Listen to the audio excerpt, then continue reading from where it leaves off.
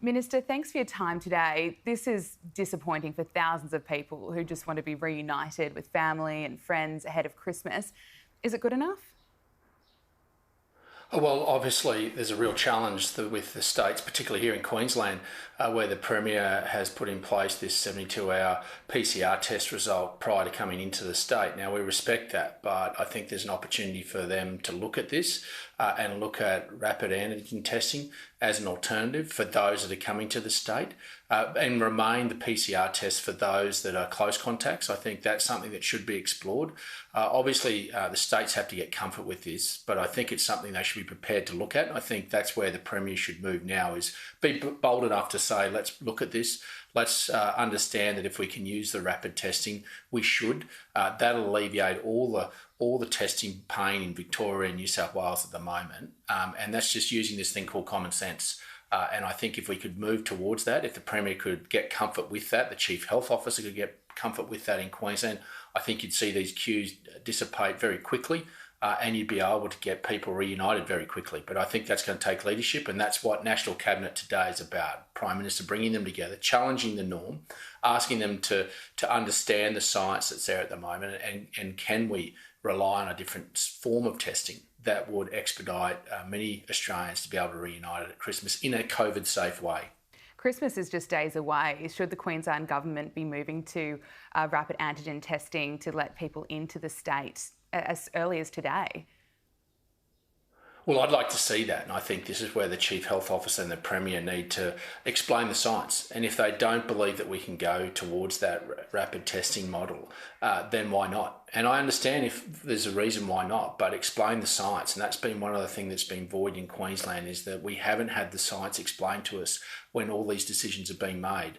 And that creates anxiety, and not just in other states, but here in Queensland, as there's families that want to be reunited. So we're just saying that this is an opportunity for the Premier and the Chief Health Officer to sit down and explain the science. If they can get comfort with the rapid testing, then why not move to that today? That would alleviate all the pain that's being felt in New South Wales and Victoria overnight.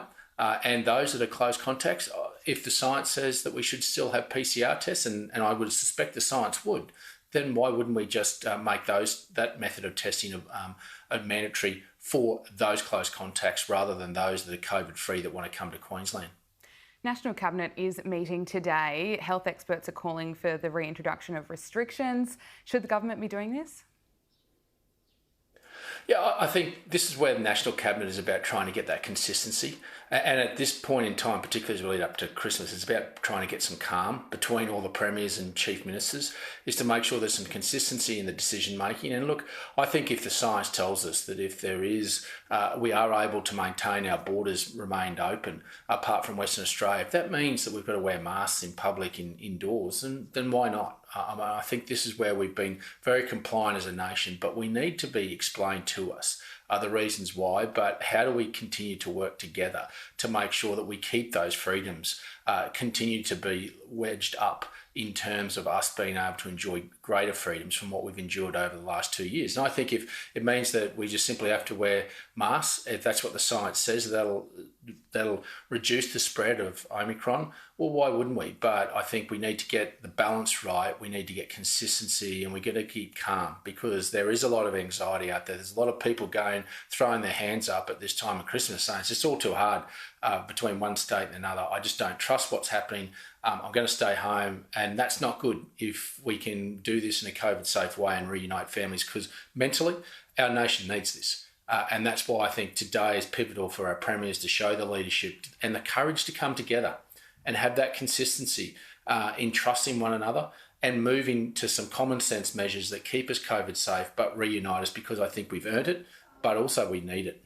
We've certainly earned it and certainly need it. So is that what you expect to come out of the National Cabinet meeting, mandatory masks?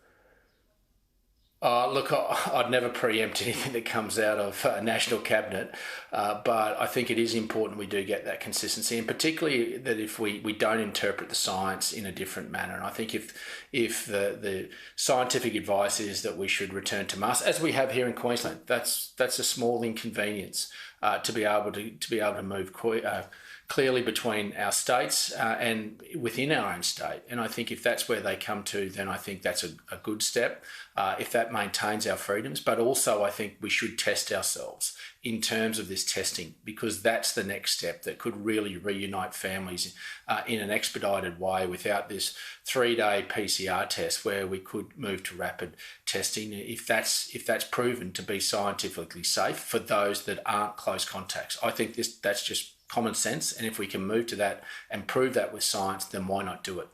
Well, we'll have to wait and see what happens. Let's move on to the Drought program. Almost 100 people have been selected for the Drought Resilience Leaders Mentoring program.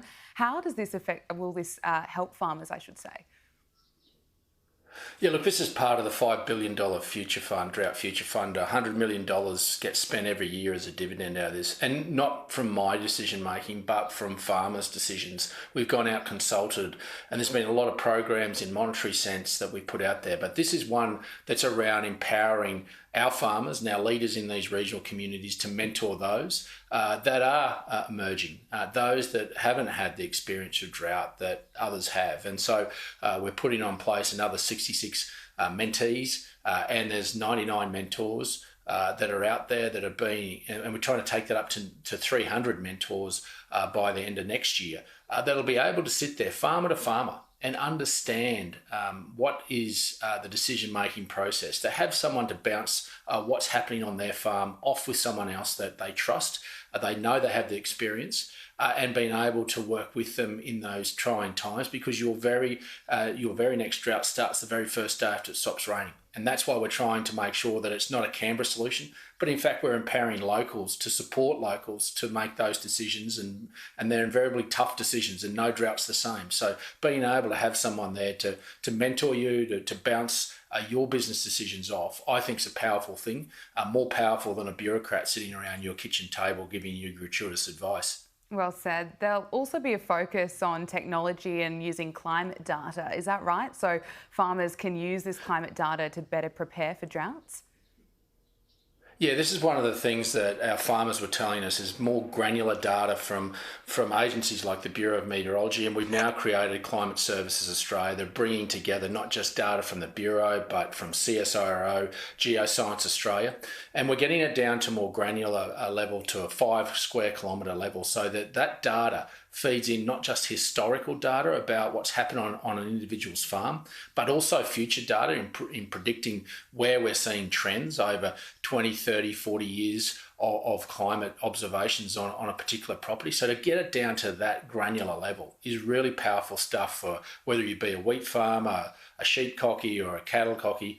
This is the sort of data that helps you make decisions. And then you're feeding it into a computer system that overlays much of your financial information, so that those decision-making processes can be not made for you, but giving you the scientific and financial data for you to make the decisions, to give you the tools to be able to make timely decisions. And then if you can bounce that off with a mentor and piece that together in a way that gets your decision-making process in a clear, concise way, means that you'll make better decisions invariably, and you'll be able to be more resilient into the future. So this is using science and good old know-how from those on the ground, and making sure we get that balance right between the general knowledge of those that have lived and breathed it with the new science of data from the Bureau, Geoscience and CSIRO. So this is a really good investment, $32 million for this, that really complements our program of mentoring.